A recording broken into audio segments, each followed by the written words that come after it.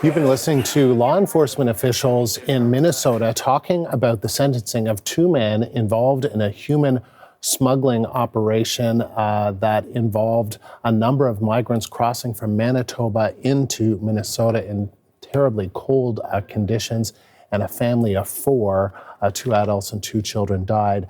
We'll get to the sentencing in a moment, but we heard the prosecuting attorney there is basically saying the defendants knew it was life-threateningly cold. They didn't care. They cared about money, and this cost a family of 4 their lives. And the CBC's Mark Harshkumar has been listening in and tell us more about what we heard and the sentences. Yeah, Andrew really drove home the point that this was a profit-based operation. It didn't matter that they were putting people at risk. These migrants that were crossing over a field from Emerson, Manitoba toward the U.S. were given winter gear, but not really enough to sustain temperatures that dropped down to minus 38 that day. And we see what happened there. As one of those officials put it, this was not just a case of smuggling. This was a case of profound human suffering. The Patel family died miserable deaths.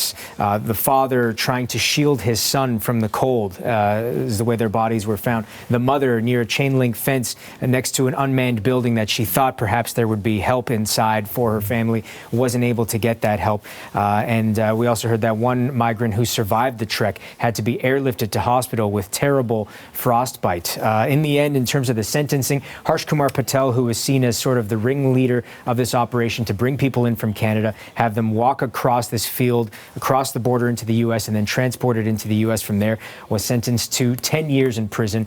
Prosecutors had asked for 19 years.